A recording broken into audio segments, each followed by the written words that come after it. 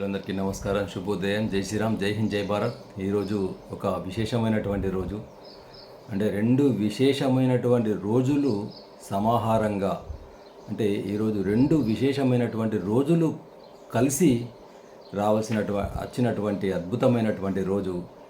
ఈరోజు వైశాఖ శుద్ధ పంచమి, వైశాఖ మాసము పంచమి తిథి.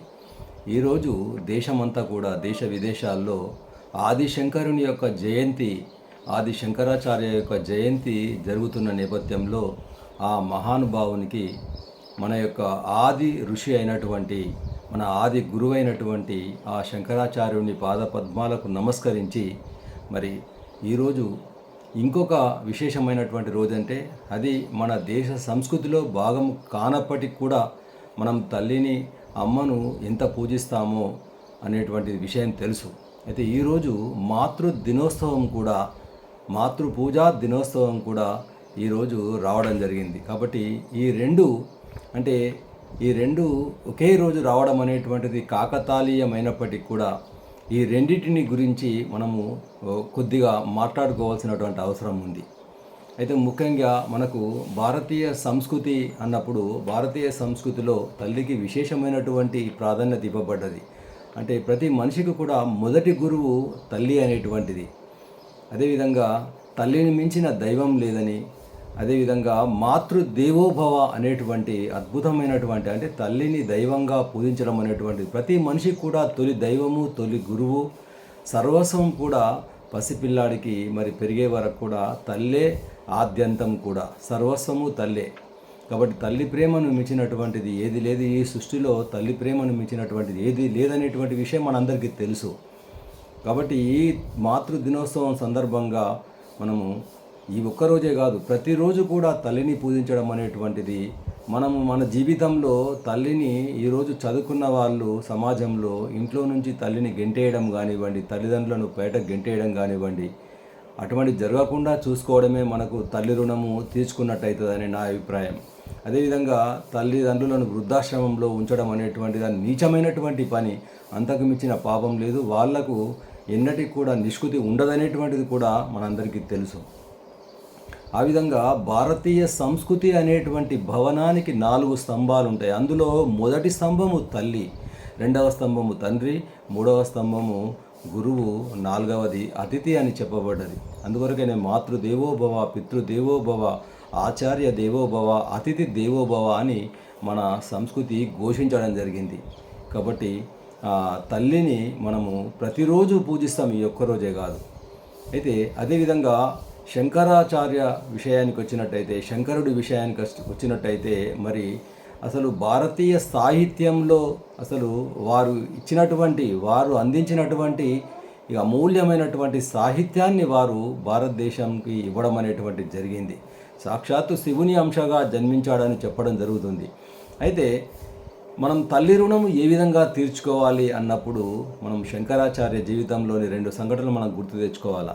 ఒకటి ఏంటంటే, తల్లి మరి సన్యాసం స్వీకరించి ఎక్కడో ఉంటాడు, కానీ తల్లికి దాహం వేసినప్పుడు, అంటే వేసవి కాలము తల్లి దాహం వేసినప్పుడు నీరు దగ్గర ఉండదు. అప్పుడు శంకరుడు ఏం చేస్తాడంటే, పూర్ణానది దగ్గరలో ఉన్నటువంటి పూర్ణానది యొక్క దిశను మార్చి, ఆ దిశను తల్లి పాదాల చెంతకు, అంటే ఆ పూర్ణానదిని మరి ఆ నీటిని తల్లి పాదాక్రాంతం చేయడం జరిగింది, తల్లి పాదాల చెంతకు చేర్చడం జరిగింది. ఆ విధంగా శంకరుడు తల్లి రుణం తీర్చుకోవడం జరిగింది. అదేవిధంగా రెండవసారి మరి తల్లి మరణించినప్పుడు మరి అందరూ కూడా విమర్శించారు, నువ్వు సన్యాసివి, నీవు తల్లితోని సంబంధం లేదు, తల్లికి అంత్యక్రియలు నిర్వహించకూడదు అన్నప్పుడు కూడా ఏం చేశారంటే, లేదు అటువంటి శాస్త్రంలో ఎక్కడ లేదు, శాస్త్రబద్ధంగానే చట్టబద్ధంగానే నేను చేస్తున్నానని చెప్పి అందరి నోర్లు మూయించి మరి తల్లి యొక్క సన్యాసి అయినప్పటికీ కూడా తల్లి యొక్క అంత్యక్రియలను నిర్వహించి మరి తల్లి రుణము, ఆ విధంగా తల్లికి మోక్షాన్ని ప్రసాదించినటువంటి మహనీయుడు ఆదిశంకరుడు. ఆ విధంగా ఈరోజు మరి మన తల్లిదండ్రులను, తల్లిని పూజించడం అనేటువంటిది, ఆ యొక్క ఆదిశంకరుని యొక్క జయంతి 2 కూడా రావడం అనేటువంటిది, ఈ సందర్భంగా ఈ 2 విశేషమైనటువంటి రోజుల సందర్భంగా మీ అందరికీ కూడా మరొకసారి శుభాకాంక్షలు తెలియజేస్తూ, ఈ సందర్భంగా నాకు ఒకటి పాత సినిమా పాట గుర్తుకొస్తుంది, అది మీకు పాడి వినిపిస్తాను. అమ్మ అన్నది ఒక కమ్మని మాట, అది ఎన్నెన్నో తీయని మమతల మూట, మమతల మూట. అమ్మ అన్నది ఒక కమ్మని మాట, అది ఎన్నెన్నో తీయని మమతల మూట, మమతల మూట. దేవుడే లేడనే మనుషున్నాడు, అమ్మే లేదను వాడు అసలే లేడు. తల్లి ప్రేమ నోచుకున్న కొడుకే కొడుకు, తల్లి ప్రేమ నోచుకున్న కొడుకే కొడుకు. ఆ తల్లి సేవ చేసుకున్న బ్రతుకే బ్రతుకు. అమ్మ అన్నది ఒక కమ్మని మాట, అది ఎన్నెన్నో తీయని మమతల మూట, మమతల మూట. అమ్మంటే అంతులేని సొమ్మురా, అది ఏ నాటికి తరగని భాగ్యమురా. అమ్మ మనసు అమృతమే చిందురా, అమ్మ మనసు అమృతమే చిందురా. అమ్మ ఒడిలో నా స్వర్గమే ఉందిరా, ఉందిరా. అమ్మ అన్నది ఒక కమ్మని మాట, అది ఎన్నెన్నో తీయని మమతల మూట, మమతల మూట. అంగడిలో దొరకనిది అమ్మ ఒక్కటే, అంగడిలో దొరకనిది అమ్మ ఒక్కటే.